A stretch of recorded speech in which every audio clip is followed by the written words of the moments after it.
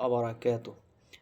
إن الحمد لله رب العالمين، والعاقبة للمتقين، وعلى آله وأصحابه أجمعين، ومن تبعهم بإحسان إلى يوم الدين. أما بعد، فأعوذ بالله من الشيطان الرجيم. بسم الله الرحمن الرحيم. يا أيها الذين آمنوا أقيموا الصلاة وآتوا الزكاة صدق الله العلي العظيم. اللهم صل على سيدنا محمد وعلى آله وأصحابه وبارك وسلم تسليما كثيرا كثيرا. أما بعد، فأعوذ بالله من الشيطان الرجيم. بسم الله الرحمن الرحيم. সম্মানিত উপস্থিতি, আমরা আল্লাহ রব্বুল আলমিনের দরবারে লাখো কোটি শুকরিয়া ও কৃতজ্ঞতা জ্ঞাপন করি যে আল্লাহ রব্বুল আলমিন আমাদেরকে মাহে রমাদানুল মুবারকের মধ্যে 10 রমাদানের শেষ প্রান্তে ইফতারের আগ মুহূর্তে একত্রিত হয়ে কিছু কথা আলোচনা করার, বলার ও শোনার তৌফিক এনায়েত করেছেন। আমরা সেই মহান মনিবের দরবারে শুকরিয়া আদায় করছি। আলহামদুলিল্লাহ। রব্বানা লাকাল হামদ হামদান কাসীরান তাইয়িবান মুবারাকান ফি। আমাদের আসলে কথা বলার কোনো শক্তি নেই। আল্লাহ রব্বুল আলামিন আমাদেরকে যদি না তিনি পথ দেখান। সুবহানাকা লা ইলমা লানা ইল্লা মা আল্লামতানা ইন্নাকা আনতাল আলিমুল হাকিম। আমরা আজকে আলোচনা করব ইসলামের অন্যতম একটি মৌলিক বিধান যাকাত এবং সাদাকাতুল ফিতর সম্পর্কে। আল্লাহ রাব্বুল আলামিন যাকাতকে অন্যতম একটি রোকন করে দিয়েছেন। ইসলামের মধ্যে 5টি রোকন রয়েছে। নবীজি সাল্লাল্লাহু আলাইহি ওয়াসাল্লাম তার বিখ্যাত হাদিসের মধ্যে বলেছেন, বুনিয়াল ইসলাম আলা খামসিন শাহাদাতু আল্লা ইলাহা ইল্লাল্লাহ ওয়া আন্না মুহাম্মাদান আবদুহু ওয়া রাসূলুহু ওয়া ইকামাস সালাহ ওয়া ইতাইজ যাকাত ওয়াল হজ ওয়া সাওম রমাদান। নবী করিম সাল্লাল্লাহু আলাইহি ওয়াসাল্লাম বলেছেন, ইসলামের ভিত্তি হচ্ছে 5টি। তার মধ্যে অন্যতম ভিত্তি হচ্ছে এই যাকাত। তো আজকে আমরা আলোচনা করব যাকাত জিনিসটা কি এবং কেন আমাদের উপরে যাকাত ফরজ হলো।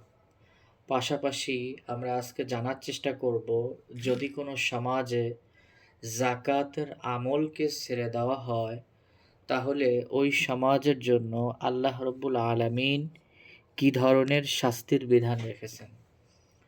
এরপরে আমরা আরও জানবো যাকাত দেওয়ার খাত ও নিয়ম, প্রচলিত যাকাত বনাম আল্লাহ রব্বুল আলামিনের উদ্দেশ্য। আল্লাহ রব্বুল আলামিন কুরআনুল কারীমের মধ্যে ইরশাদ করতেছেন, বিসমিল্লাহির রহমানির রহিম ওয়া আকিমুস সালাতা ওয়া আতুজ যাকাতা ওয়ারকাউ মা'আর রাকিঈন। আল্লাহ রব্বুল আলামিন বলতেছেন যে তোমরা সালাত কায়েম করো আর সমাজের মাঝে যাকাতকে পরিচালন করো এবং যারা রুকু করে, নামাজ আদায় করে, তাদের সাথে তোমরা রুকু করো। আল্লাহ রাব্বুল আলামিন এই আদেশ দিয়েই শেষ করেননি, বরং আল্লাহ রাব্বুল আলামিন যারা যাকাত আদায় করবে না তাদের জন্য একটি পানিশমেন্টের কথাও ঘোষণা করে দিয়েছেন। সেটি হলো, والذين يكنزون الذهب والفضة ولا ينفقونها في سبيل الله فبشرهم بعذاب أليم। আল্লাহ রাব্বুল আলামিন বলতেছেন যে যারা যাকাত আদায় করে না, স্বর্ণ এবং রৌপ্য জমা করে রাখে, হে রাসূল আপনি ওই সব ব্যক্তিদেরকে জানিয়ে দেন তাদেরকে যন্ত্রণাদায়ক আযাবের সুসংবাদ দেন। নাউযুবিল্লাহ। প্রশ্ন হতে পারে যে আযাব কি সুসংবাদ হয়? এটার একটা ছোট্ট উদাহরণ আমি প্রায় সময় দিয়ে থাকি। বাসায় সন্তান যখন খুবই দুষ্টামি করে, মা তখন বলে, বাবা তুমি এত দুষ্টামি করতেছো, আজকে তোমার বাবা আসুক, তাকে বলে দিব, এমন পিট্টি দিবে যে তুমি তখন মজা বুঝবা। এখন পিটানোতে কি মজা পায়? পায় না। তো আল্লাহ রব্বুল আলামিন এই ফাবাশশিরহুম বিআযাবিন আলীম, সুসংবাদ দাও, এই কথাটি বলে তাদের জন্য আল্লাহ রব্বুল আলামিন ভয়ঙ্কর রকম শাস্তির কথা বলে দিয়েছেন। এরপরে আল্লাহ রব্বুল আলামিন তার পথে খরচ করার জন্য আমাদেরকে নির্দেশনা প্রদান করেছেন। কি নির্দেশনা? আশ-শাইতানু ইয়াইদুকুমুল ফাকরা ওয়া ইয়া'মুরুকুম বিল ফাহশা। আল্লাহ বলতেছেন শয়তান আমাদেরকে দারিদ্রতার ভয় দেখায়। শয়তান বলে যে তুমি যদি যাকাত দাও তোমার তো সম্পদ কমে যাবে, তুমি তো দরিদ্র হয়ে যাবা। আর আল্লাহ বলতেছেন ওয়া আনফিকু ফি সাবিলিল্লাহি ওয়া লা তুলকু বিআইদিকুম ইলা তাহলুকা। আল্লাহ রাব্বুল আলামিন বলে দিচ্ছেন যে তোমরা আল্লাহর রাস্তায় ব্যয় করো। শয়তান তোমাদেরকে ভয় দেখায়, তো তোমরা সেই ভয় পেয়ে নিজেরা নিজেদেরকে নিজেদের হাতে ধ্বংস করে দিও না। নাউজুবিল্লাহ। কেন এই কথা আল্লাহ তাআলা বললেন যে নিজেরা নিজেদের হাতে ধ্বংস করে দিও না? আসেন সেটা সামনে বোঝার চেষ্টা করি। আল্লাহ রাব্বুল আলামিন বলতেছেন ইন্নামাস সাদাকাতু লিল ফুকারাই ওয়াল মাসাকিন ওয়াল আমিলিনা আলাইহা ওয়াল মুওয়াল্লাফাতি কুলুবুহুম ওয়া ফির রিকাব ওয়াল গারিমিনা ওয়া ফি সাবিলিল্লাহি ওয়া ইবনিস সাবিল। আল্লাহ রাব্বুল আলামিন বলতেছেন যে যাকাত কারা কারা পাবে, কারা কারা যাকাতের যোগ্য, সেই কথা আল্লাহ রাব্বুল আলামিন কুরআনুল কারীমের ভিতরে ঘোষণা দিয়েছেন। আল্লাহ রাব্বুল আলামিন এখানে ৮ ধরনের ব্যক্তির কথা, লোকের কথা বলেছেন। ১ নম্বর হচ্ছে আল ফুকারা, দরিদ্রগণ, ওয়াল মাসাকিন অর্থাৎ যারা নিঃস্ব। গরিব বলতে কাদেরকে বোঝায়? যাদের কাছে কিছু না কিছু ধন সম্পদ আছে, কিন্তু তাদের যাবতীয় প্রয়োজন পূরণ করার পক্ষে যথেষ্ট নয়, অর্থাৎ খুবই টানাটানির ভিতর দিয়ে যাদের জীবন অতিবাহিত হয়, তদুপরি কারো কাছে কিছু চাইতেও পারে না, বলতেও পারে না, এই ধরনের লোকদেরকে ফকির বা গরিব বলে। দ্বিতীয় শ্রেণী ওয়াল মাসাকিন, মাসাকিন বা মিসকিন হলো তারা যারা, যাদের অবস্থা আরও বেশি খারাপ, খুবই শোচনীয়, বলতেও পারে না, চাইতেও পারে না, একান্ত কষ্ট করতে হয়, হাত পাততে হয় এবং পেটের অন্ন জোগাড় করার মতো কোনো তাদের উপায় অবলম্বন নাই। তো এ ধরনের লোকেরা মিসকিন। আবার হযরত ওমর ইবনুল খাত্তাব রাদিয়াল্লাহু তাআলা আনহু তিনি বলেছেন যে যারা সক্ষম কিন্তু বেকার, কোনো কাজ নাই, সমাজ তাদেরকে কাজ দিতে পারছে না, রাষ্ট্র তাদেরকে কাজ দিতে পারছে না, এই ধরনের লোকগুলো তারাও হচ্ছে মিসকিন। এরপরে ওয়াল আমিলিন, যাকাত বিভাগের কর্মচারী, যারা যাকাত আদায় করে, তাদেরকে আল্লাহ রাব্বুল আলামিন বলেছেন এই যাকাতের খাত থেকেই বেতন দেওয়া যাবে। এটা হচ্ছে যখন একটি রাষ্ট্রীয় ব্যবস্থায় ইসলাম যখন প্রচারিত হয়, যখন এই যাকাতকে রাষ্ট্রীয়ভাবে মূল ভিত্তি হিসেবে গ্রহণ করা হয়, তখন এটির জন্য অনেক জনবল দরকার, লোকবল দরকার, বিতরণ করার জন্য জনসমাগম দরকার। তো তাদের জন্য, এই কর্মচারীদের জন্য এই যাকাত দিয়ে বেতন দেওয়া যাবে। এরপরে ওয়াল মুআল্লাফাতু কুলুবুহুম, ইসলাম যারা গ্রহণ করেছে, নও মুসলিম বা গ্রহণ করতে চায়, এই ধরনের লোকদেরকে তাদের মন জয় করার জন্য যাকাত দেওয়া যাবে। এরপরে আল্লাহ রাব্বুল আলামিন বলতেছে যদি কোথায়ও, আচ্ছা আমার স্ক্রিনটার মধ্যে পজ হয়ে গেছে, এরপরে আল্লাহ রাব্বুল আলামিন বলেছেন যে গোলাম ও কয়েদি, যদি কোথাও কোনো গোলাম বা কয়েদি থাকে অত্যন্ত গরিব বা আলেম গোলাম বা কয়েদি, যে তাকে মুক্ত করার জন্য, সেই ক্ষেত্রে জাকাত দেওয়া যেতে পারে। তবে বর্তমানে দাস প্রথার প্রচলন নেই, আগে ছিল। জরিমানা আদায় করতে পারতো না বিধায় কয়েদ হয়ে থাকতো। তো তাদের ক্ষেত্র আলাদা। যেহেতু এটি নাই, সেহেতু আমরা বর্তমানে যারা অসহায় জেলে বন্দী হয়ে আছে তাদেরকে আমরা এক্ষেত্রে গণ্য করতে পারি। ঋণী ব্যক্তিদের ঋণ শোধ, যেসব লোক ঋণী, ঋণ আদায় করার মতো সম্বল নেই, তাদেরকেও জাকাতের টাকা দিয়ে ঋণ মুক্ত করা যাবে। কিন্তু তাই বলে একজনের কাছে 1000 টাকা রয়েছে, কিন্তু সে যদি 100 টাকার ঋণ হয়, তাহলে তার কাছে কিছুতেই জাকাত দেওয়া যাবে না। যেমন অনেক বড় বড় ঋণ খেলাপি আছে, এ ধরনের লোকদেরকে জাকাত দেওয়া যাবে না। ফকিহগণ বলেছেন, যারা অপচয় এবং বিলাসিতা করে, খারাপ কাজ করে, টাকা উড়িয়ে ঋণ হয়, এদেরকে জাকাত দেওয়া মাকরু। কারণ এদেরকে জাকাত দিলে এরা তো আরও বেশি অপচয় করবে। এজন্য এই ধরনের লোকদেরকেও জাকাত দেওয়া যাবে না। এরপরে আল্লাহ তাআলার পথে, যারা আল্লাহ তাআলার পথে জিহাদ করে, আল্লাহ তাআলার পথে চলে, আল্লাহ তাআলার পথে যুদ্ধের জন্য বের হয়ে যায়, এ ধরনের লোকদেরকে জাকাত দেওয়া যাবে। হতে পারে এ ধরনের লোক ধনী, কিন্তু আল্লাহর রাস্তায় বের হওয়ার জন্য, জিহাদের জন্য যে বিরাট খরচ ব্যয় আবশ্যক, সেটা পূরণ করার জন্য এই জাকাতের ফান্ড থেকে তাকে জাকাত দেওয়া যাবে। এরপরে অবনিস সাবিল। অবনিস সাবিল হলো পথিক বা প্রবাসী, যে যত পরিমাণ, অনেক পরিমাণ সম্পদের মালিক, কিন্তু সে এমন একটা জায়গায় চলে গিয়েছে যে যেখান থেকে তার বাড়ির সাথে যোগাযোগ করার উপায় নেই, টাকা আনা নেওয়ার উপায় নেই। তো এরকম যদি সেখানে কোনো মুসলিম কমিউনিটি থাকে, উপস্থিত মুসলিম জনসমষ্টি থাকে, তারা সেখানে ওই ব্যক্তিকে জাকাত দিয়ে সাহায্য করতে পারে। এবারে আমরা আলোচনা করব জাকাত কাদেরকে দেওয়া যাবে না।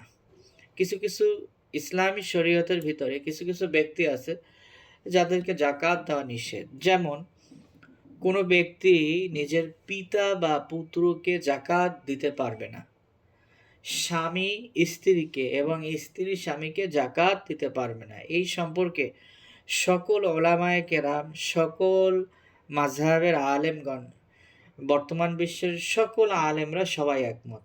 কেন? কারণ হলো পিতামাতাকে এবং নিজের সন্তান সন্ততিকে ব্যক্তির উপরে ভরণ পোষণ করা ওয়াজিব। স্বামী স্ত্রীকে শরীয়ত ভরণ পোষণ করা, তার চাহিদা পূরণ করা, এটি ওয়াজিব করে দিয়েছে। সুতরাং তার অভাব পূরণের জন্য তাকে জাকাত দেওয়া যাবে না, বরং তাকে আমার নিজের অর্থ সম্পদ দিয়ে, পিতামাতা সন্তান সন্ততি তাদেরকে নিজের অর্থ সম্পদ দিয়ে তাদের সে অভাব পূরণ করতে হবে। দ্বিতীয়ত, জাকাত কেবলমাত্র মুসলমানগণই পেতে পারে, অমুসলিম জাকাত পেতে পারে না। জাকাতের সম্পর্কে হাদিসে বলা হয়েছে, তুখাযু মিন আগনিয়াকুম ওয়া তুরাদ্দু আলাল ফুকারাআকুম, তোমরা জাকাত ধনীদের কাছ থেকে নাও আর গরিবদের মাঝে বন্টন করে দাও। ইমাম আবু হানিফা, ইমাম আবু ইউসুফ তারা বলেন যে প্রত্যেক এলাকার জাকাত সেই এলাকার গরিবদের মাঝে বন্টন করা উত্তম। এক এলাকা থেকে অন্য এলাকায় জাকাতের অর্থ প্রেরণ করা ঠিক নয়, কিন্তু কোনো এলাকায় জাকাত গ্রহণ করার মতো যদি লোক না থাকে, কিংবা অন্য এলাকায় যদি বিপদ থাকে, কিংবা যে জন্য দূরবর্তী এলাকা থেকে জাকাতের অর্থ প্রেরণ করা অত্যন্ত জরুরি বোধ হয়, যেমন প্লাবন, দুর্ভিক্ষ ইত্যাদি, বা কোনো জায়গার জনগণের, তারা যদি অত্যন্ত দরিদ্র হয়, তাদেরকে জাকাত দেওয়া যায়। যেমন আমরা বিদেশের চাইতে তুলনামূলকভাবে দেশের জনসমষ্টি, জনগণ গরিব। বাংলাদেশ, ভারত, পাকিস্তান, শ্রীলঙ্কা দেশের মুসলিম জনসমাজ গরিব। তো এদেরকে আমরা বিদেশ থেকে জাকাত দিতে পারি। এরপরে যারা দুবেলা খাবার ব্যবস্থা করতে পারে, কমপক্ষে 2 বেলা খাবার ব্যবস্থা করতে পারে, তাদের পক্ষে জাকাত গ্রহণ করা উচিত নয়। বাড়িঘরের জিনিসপত্র এবং ঘোড়া, উট, গরু, ঘোড়া, গাড়ি ইত্যাদি এর ভিতরে গণ্য হবে না। রাসূলুল্লাহ সাল্লাল্লাহু আলাইহি ওয়াসাল্লাম বলেছেন, যার সকাল ও সন্ধ্যার খাদ্যের ব্যবস্থা আছে, সে যদি লোকদের কাছে চায়, সে যেন নিজের জন্য আগুন সঞ্চয় করে। নাউজুবিল্লাহ।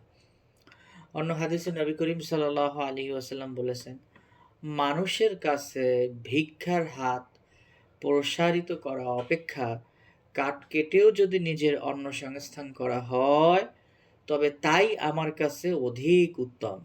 তৃতীয় আরেকটা হাদিসে বলা হয়েছে, যার কাছে খাদ্য আছে কিংবা যার উপার্জন করার শক্তি আছে, তার পক্ষে জাকাত গ্রহণ করা উচিত নয়।